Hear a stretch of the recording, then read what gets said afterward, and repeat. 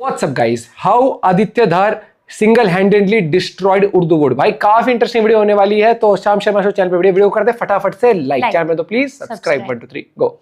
6 महीने और 2 फिल्मों में आदित्य धार ने वो इम्पैक्ट किया है जिसने पिछले 50 साल के प्रोपेगेंडा को बर्बाद कर दिया है। हमारे पास वर्ड्स ही नहीं है कि हम बोले क्या। इतना अच्छा मूवी था। अगर किसी ने ज्यादा एंटरटेनमेंट किया है तो वह जमील साहब राकेश बेदी, और मेरे को लगता है उसको नेशनल अवार्ड भी मिल सकता है। भाई ये पिक्चर स्टार के लिए है ही नहीं, इसको आप जितना दोगे उतना कम है।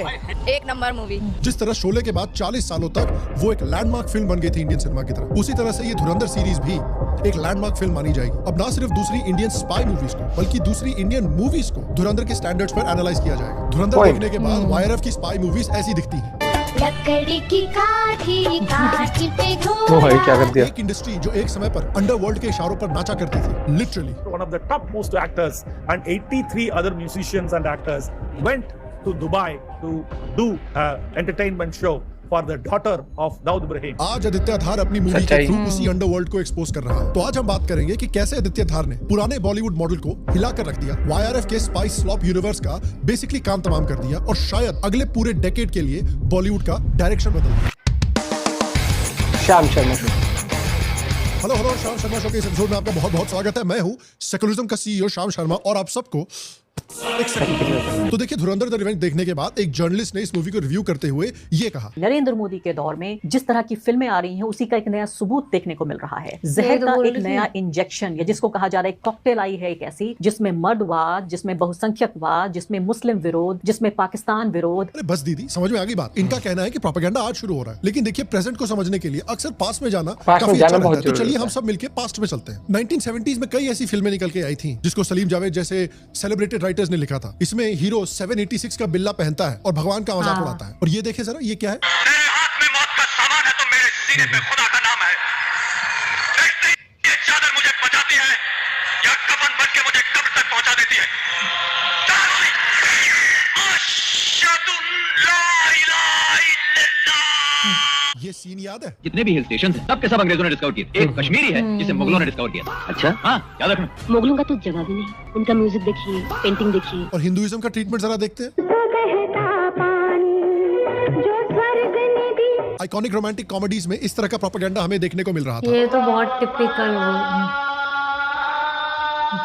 खुदा की रहमत का सुना था, आज देख भी लिया। हैदर फिल्म याद है? सीधे सेपरेटिस्ट प्रोपेगेंडा। राजी फिल्म जो है इतनी खराब थी कि हरिंदर सिक्का, जिनकी बुक पे राजी फिल्म की स्टोरी बेस्ड थी, उन्होंने आके पब्लिक स्टेटमेंट दिया था कि राजी का क्लाइमैक्स पूरी तरह से बदल दिया गया था। राजी की जो हमारी हीरोइन है सहमत, वो एक्चुअली बहुत प्राउड थी अपने काम से, बहुत बड़ी देशभक्त थी, लेकिन मूवी में उसकी स्टोरी बदल दी गई। मूवी में उसको दिखाया गया कि वो अपने देश से डिस्गस्टेड थी और वो पाकिस्तानियों पे जासूसी नहीं करना चाहती थी। और राजी में एक बड़ी दुर्घटना हुई मेरे साथ में। ये फिल्म में जब सहमत वापस आती है तो सच्चाई में अगर आप कॉलिंग सहमत पढ़ेंगे तो वो तिरंगा को सल्यूट करती है। और बैंड जो कि उस वक्त जय भारती प्ले कर रहा था, मुझे 8 साल लगे थे इस किताब को लिखने में। तो जो बैंड जय भारती सल्यूट कर रहा था, मास्टर चीफ जो सेलर था, उसने 2 ट्वीक करके बैंड जय भारती को बंद करके जनगण मन प्ले किया था। राजी में ना तो कोई तिरंगा दिखाया गया और ना कोई जनगण गाया गया, बल्कि उसको डिप्रेशन स्टेट में लाया गया। पाकिस्तान के फ्लैग दिखाए गए और इंडियन इंटेलिजेंस एजेंसी को नीचे दिखाया गया। ये लेफ्टिस्ट अप्रोच के खिलाफ में इतनी सफाई से काम किया गया। मुझे पूछिए वो दर्द कहाँ होता है। बजरंगी भाईजान में भगवान राम की प्रार्थना करते हैं, लेकिन उनके प्रेयर्स नहीं आंसर होते। उनके प्रेयर्स आंसर होते हैं दरगाह पे जाके। डायरेक्टर ने खुद कहा था कि उनकी फिल्म प्रोपेगेंडा है। I'll give you an example again from one of my films,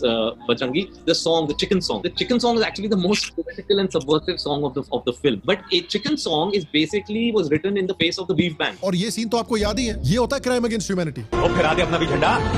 ये तो है। और देखिए इस तरह की जो फिल्में हैं, इस तरह की जो सीन्स हैं, उसके 2 बड़े रीजन हैं। एक बड़ा रीजन तो है कि भाई बॉलीवुड का जो एवरेज फिल्म मेकर है, जो एवरेज एक्टर है, उसका यही एटीट्यूड है। उसको पाकिस्तान से बहुत प्यार है, उसको इस्लाम के लिए बहुत रिस्पेक्ट है, लेकिन वो लिबरल माइंडेड भी है। और जितना लिबरलिज्म वो पेलना चाहते हैं, जितना ज्ञान वो पेलना चाहते हैं, सारा भारत की तरफ, सारा हिंदुइज्म की तरफ। तो एक तो ये है, लेकिन उसके साथ साथ एक और डार्क एस्पेक्ट है बॉलीवुड का, जो शायद धुरंधर एरा में लोगों को याद ना हो। एक समय था बॉलीवुड में जब बॉलीवुड को अंडरवर्ल्ड कंट्रोल करता था। 1980s 1990s में डी कंपनी ने बॉलीवुड में पैसा इन्वेस्ट करना स्टार्ट किया। बॉलीवुड प्रोड्यूसर्स और एक्टर्स को किया जाता है कि आप पैसे लीजिए और उनके रूल्स को फॉलो कीजिए। कई फिल्में हैं जो डायरेक्टली माफिया के डायरेक्शन पर बनाई गई थी और उनके पैसे से बनाई गई थी। There are people who work continuously in Mumbai to keep this larger than life image alive. by writing books, by producing movies, and for example, Daddy 1 and 2 made on Arun Gavli, Manya Surve Singh Shootout at Wadala, Shootout at Lokhandwala, Mumbai Once Upon a Time. If you've seen all that, Satya company, they were all funded and financed by them only. Dawood Ibrahim और दूसरे underworld के जो mafia थे वो पूरे की पूरी industry को शिकंजे में रखे हुए थे और उनको डरा धमका के रखते थे। ये सुनिए। I know as an immigration officer, one of the top most actors and 83 other musicians and actors went to Dubai to do an entertainment show for the daughter of Dawood Ibrahim. और उसके बाद ये photos देखिए, ये photos देख के आपको समझ में आएगा कि ये लोग जो हैं ये दाऊद इब्राहिम के गेस्ट नहीं है, हॉस्टेज है। उस आदमी ने पूरी की पूरी बॉलीवुड को हॉस्टेज बना के रखा हुआ था। दाऊद ये बात समझता था कि आर्ट इतना पावरफुल है लोगों की आइडियोलॉजी को शेप करने में। अंडरवर्ल्ड के लोग ऐसी फिल्में बनवाते थे जिसमें अंडरवर्ल्ड को अच्छा दिखाया जाए, अंडरवर्ल्ड के माफिया डॉन्स को हीरो की तरह दिखाया जाए ताकि लोगों के दिमाग में उनका एक पॉजिटिव इमेज बने। और ऐसी मूवीज भी बनाई जाती थी जो इंडिया के हिंदूज को और हिंदुइज्म को रिडिक्यूल करे, उन्हें छोटा दिखाए। और ये अचीव करने के लिए किस तरह की धमकियां देखिए मिलती थी। राकेश रोशन पर अलेजेडली फायरिंग करवाई गई थी क्योंकि राकेश रोशन ये नहीं चाहता था कि Hrithik Roshan underworld finance movie में काम करे। 1997 में गुलशन कुमार जो काफी प्रो हिंदू मैसेजेस स्प्रेड किया करते थे, उनको भी अंडरवर्ल्ड द्वारा अलेजेडली मरवा दिया गया था जब वो एक मंदिर से निकल रहे थे। तो एक समय पर ये हालत थी बॉलीवुड की। और उस शैडो में बॉलीवुड में आते हैं आदित्य धार। धुरंधर के रिलीज के बाद पूरा इंटरनेट इस समय पर पीक डिटेलिंग बाय आदित्य धार की बातें कर रहा है। लेकिन आदित्य धार भी किसी बॉलीवुड फैमिली से नहीं आते हैं, वो भी बॉलीवुड में इनिशियली स्ट्रगल करते हुए ही आते हैं। आदित्य धार के one of the first film industry mentor Priyadarshan ने रिसेंटली रिवील किया कि फिल्म मेकिंग के पहले आदित्य धार क्रिकेटर बनना चाहते थे और क्रिकेट में उनकी अच्छी परफॉर्मेंसेस भी थी, लेकिन इंटरनल पॉलिटिक्स की वजह से वो इंडिया के अंडर 19 टीम में नहीं जा पाए। Because he was a cricketer, it seems. So he could not get into the under 19 team because of some political influence. So he was moved out. चलिए भाई, crickets loss is India's gain. इसके बाद उन्होंने film making में career बनाने का decision लिया और शॉर्टली आफ्टर दैट 2006 में मुंबई आ गए। फनी बात यह है कि भले ही क्रिकेट पिच पे पाकिस्तान को पेल नहीं पाए, लेकिन बॉलीवुड में आके पाकिस्तान को पेल रहे हैं। इनिशियली उनको एज ए लिरिसिस्ट काम मिला, काबुल एक्सप्रेस जैसी मूवीज में एज ए लिरिसिस्ट उनको हायर किया जाता है, जिसके बाद कई सारे मूवीज में उन्होंने राइटिंग और बिहाइंड द कैमरा काम किया। डायरेक्टिंग में भी उन्होंने अपना टैलेंट काफी अर्ली दिखाया था। 2009 में उनकी शॉर्ट फिल्म बूंद की वजह से उन्हें नेशनल अवार्ड भी मिलता है। लेकिन सैड रियलिटी ये थी कि उनको उस काम के लिए उतना क्रेडिट नहीं मिला जितना वो डिजर्व करते थे। Few films which actually he penned and he never got the credit. Industry ने उन्हें एक एवरेज आउटसाइडर की तरह ही ट्रीट किया। डायरेक्टर्स ने उनसे काम करवाया और काम होने के बाद उनसे क्रेडिट छीन लिया। इनके स्ट्रगलिंग डेज में उनके क्लोज फ्रेंड्स ने इनको धोखा दिया। उनकी मल्टीपल स्क्रिप्ट्स अपैरेंटली चुरा ली गई, जिनके ऊपर बाद में 100 करोड़ की सक्सेसफुल मूवीज बनी। मेरी जर्नी में काफी धोखे थे, काफी स्क्रिप्टें थी जो मुझसे चुरा ली गई और 100 करोड़ की फिल्में बन गई उनकी। और ऐसे मुकाम पे like as a struggling aspiring writer I always felt कि यार अब बस हो गया, अब मेरे से नहीं हो पाएगा यार, ये थक गया अब मैं। जिसकी वजह से फाइनेंशियली तो उनको लॉस हुआ ही, साथ में ऐसे इंसिडेंट्स ने साइकोलॉजिकली भी उनको काफी तोड़ कर रख दिया। बट स्टिल उनके मेंटर्स और उनके फैमिली ने उनके ऊपर भरोसा बनाए रखा, उनको इमोशनल सपोर्ट दिया और आदित्य ने भी उन्हीं इंस्टिंक्ट्स पर भरोसा किया और वो मेहनत करते रहे। पोजीशन पे, उस स्टेज पे you meet somebody like Robinda or you meet somebody like Priyadarshan or you meet somebody like Vishal Bhardwaj who will just say कि यार नहीं तेरे में कुछ बात है। And that thing kept pushing me. Obviously मेरे घर वालों का बहुत सपोर्ट था। मल्टीपल टाइम्स उन्होंने एक फिल्म बनाने की कोशिश की, मामला कभी कभी बनता भी था लेकिन एंड मोमेंट पर आकर रह जाता था। तो कई सालों के बाद 2016 में फाइनली वो धर्मा प्रोडक्शंस के साथ काम करने वाले थे। उनकी एक फिल्म बनने भी वाली थी, शूटिंग के डेट्स भी फाइनलाइज हो गए थे, बट एंड मोमेंट पर ये सब कैंसिल हो जाता है। So I was working on this film called Raat Baki, which had Fawad and Katrina in it. Okay. This is somewhere around 2016. Yeah. And we were about to go on floor. We were supposed to start our shoot in October, I think. Mm-hmm. And just a month before that, not even a month, like 20 days before that, the Uri attack happened. जब 2016 के जनवरी में पाकिस्तानी आतंकवादियों ने India के उरी में एक आतंकवादी attack किया। अटैक में 17 जवान हमारे शहीद हुए, जिसके बाद फिल्म इंडस्ट्री के खिलाफ बहुत बड़ा आउटबर्स्ट हुआ। पब्लिक की तरफ से बहुत बड़ा आउटक्राई हुआ कि जितने भी पाकिस्तानी प्रोडक्शन हाउसेस हैं जो पाकिस्तानी एक्टर्स को, म्यूजिशियंस को, आर्टिस्ट को हायर करते हैं, उनको हम बॉयकॉट करेंगे जब तक ये पाकिस्तानियों को बॉयकॉट नहीं करते। और उसके बाद प्रेशर में आके करण जौहर ने इस मूवी को कैंसिल किया क्योंकि इस मूवी में भी एक पाकिस्तानी एक्टर था। लेकिन फिर उसके बाद इंडिया ने रिटेलिएशन में सर्जिकल स्ट्राइक की। Indian army conducted surgical strikes on terror launch pads in Pakistan occupied Kashmir. तो आदित्य धर सर्जिकल स्ट्राइक के बारे में काफी क्यूरियस हुए क्योंकि इस तरह की स्ट्राइक इंडिया ने पहले कभी की नहीं थी। The moment surgical strike happened, my office was like trying to figure out what to do and how to get the new cast.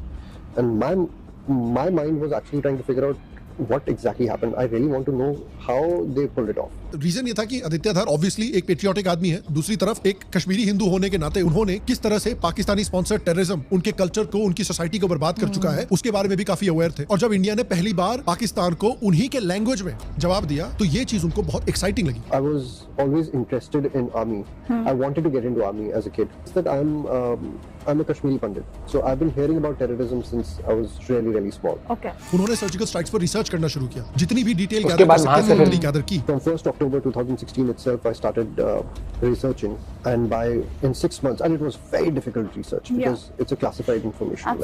और 12 दिनों के अंदर उन्होंने उरी की पूरी स्क्रिप्ट लिख डाली। I ended up writing the entire screenplay in 12 days. Just 12 days. 12 दिन के अंदर पूरी भाई सब कमाल। कैसे काम करता है? न पाकिस्तान 2016 में भारत पे अटैक करता, न इंडिया रिस्पॉन्ड करता, न उरी बनती और न आज धुरंधर बनती, जिसकी वजह से परमानेंटली पाकिस्तान का पीआर इंडिया में बर्बाद हो चुका है। Anyway, the rest is history. Uri काफी बड़ी सुपर हिट बनी बॉक्स ऑफिस पे। 28 करोड़ के बजट में उस मूवी ने 350 करोड़ रुपए कमाए। उसी साल इस मूवी ने नेशनल अवार्ड भी जीता। आदित्य धर के प्रोडक्शन हाउस कैसे किस्मत और हर एक चीज लाइन ट्रैक पर आती है, वो भी बहुत सक्सेसफुल रही है। आर्टिकल 370 ने भी 20 करोड़ के बजट में 105 करोड़ कमाए। बारामूला जैसी मूवी जो डायरेक्टली ओटीटी पे रिलीज हुई, उसको भी बहुत क्रिटिकल अक्लेम मिला और काफी हाई रेटिंग्स भी मिली। और अब धुरंधर ने तो हिंदी मूवीज के मार्केट को पूरी तरह से शिफ्ट ही कर दिया है। धुरंधर के पार्ट 1 ने 1300 करोड़ से भी ज्यादा का कलेक्शन कर लिया और अब धुरंधर पार्ट 2 तो उसी राह पर बढ़ रही है। बस 5 दिन में 900 करोड़ पार कर लिए हैं इस फिल्म में और लगता है कि धुरंधर पार्ट 1 का भी रिकॉर्ड तोड़ने वाली है। और आज धुरंधर पार्ट 2 में आदित्य धार उसी दाऊद इब्राहिम को एक्सपोज कर रहे हैं, वही दाऊद जिसने एक टाइम पर पूरी बॉलीवुड को अपनी मुट्ठी में रखा हुआ था। हिम्मत के साथ दाऊद इब्राहिम और अंडरवर्ल्ड माफिया के जो आईएसआई के साथ लिंक्स हैं, उसको एक्सपोज कर रहा है। दाऊद इब्राहिम के हिंदूज के खिलाफ और अपने ही देश के खिलाफ किस तरह की रिलीजियस बिगेटरी थी, उसको एक्सपोज कर रहा है। और साथ ही उसको एक ऐसे पथेटिक फिनिश्ड आदमी की तरह दिखा रहा है जो तड़प कर पिछले कई सालों से बस जिंदगी से चिपका हुआ है और हालत इतनी खराब है कि उसको अपना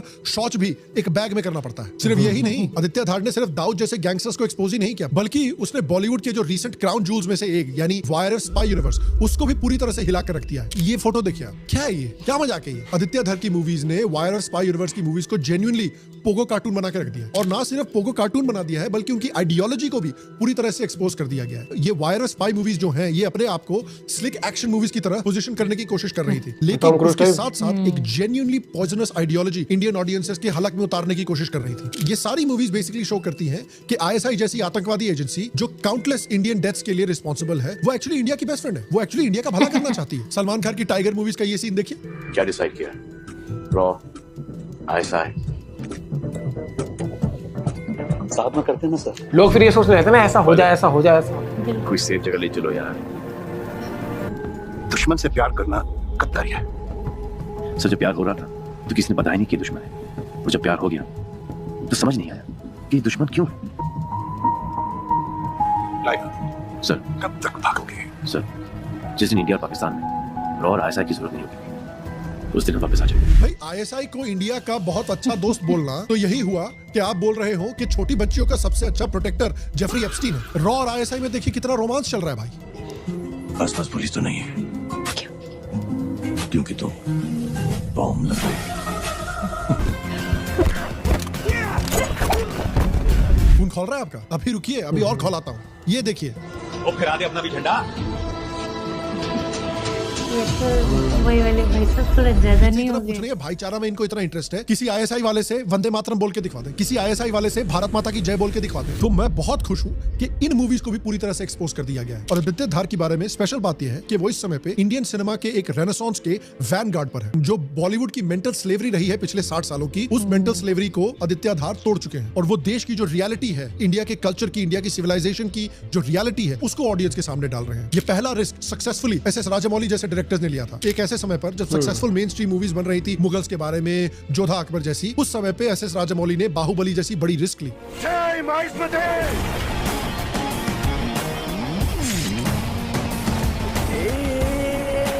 रहा भी कमाल था। वंस इन लाइफ टाइम आती है ऐसी मूवीज की, ये वाली बात हो जाती है।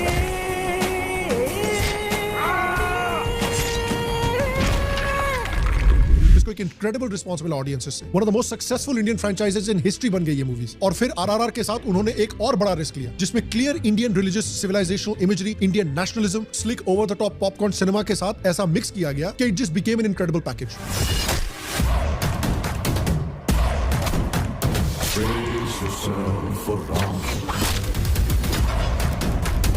ऐसा पैकेज कि भैया पूरी दुनिया पागल हो गई इसके बारे में। दुनिया भर के लोग आरआरआर की बातें कर रहे थे। अमेरिका, यूके जैसी जगहों में ये फिल्म नेटफ्लिक्स पे ट्रेंड कर रही थी टॉप 10 में। और recently Baahubali the eternal war के ट्रेलर ने तो पूरी सोशल मीडिया पे आग लगा दी। ये तो भाई कमाल था। ये तो इसके तो बहुत एक्साइटमेंट है। बाहुबली के सिनेमैटिक यूनिवर्स को एक्सटेंड करके भगवान इंद्र जैसे कैरेक्टर्स को इंट्रोड्यूस किया गया है। और देखिए क्वालिटी, देखिए एनिमेशन की यार आप। हट जाओ विशासुर, बाहुबली मुझसे नहीं बचेगा। तो राजामौली की सक्सेस ने आदित्य धार जैसे फिल्म मेकर्स को वो करेज दिया कि वो भी अपने इंट्यूशन को और अपने दिल को फॉलो करें। और फिर उन्होंने 2019 में उरी निकाली। कि हिंदुस्तान अब चुप नहीं बैठेगा, ये नया हिंदुस्तान है, ये अंदर में घुसेगा भी और मारेगा भी। अपनी 72 हीरो को हमारा सलाम बोलना, कहना दावत पर इंतजार करें, आज बहुत सारे मेहमान भेजने वाले। उरी के थ्रू अनअपॉलोजेटिकली पाकिस्तानी रेडिकलिज्म को कॉल आउट किया गया। फिर आती है 370, जिसमें कश्मीर के पूरी जिहादी इकोसिस्टम को एक्सपोज किया जाता है। ये बाजी खून की बाजी है, हर घर से निकलेगा बुरहान। तुम कितने बुरहान मारोगे? बारामुल्ला जैसी फिल्म जो कश्मीरी हिंदुओं के जेनोसाइड को कितनी आर्टफुली दिखाती है। खालिद डार बच्चों को इकट्ठा करके पत्थरबाज बनाकर ले गया था।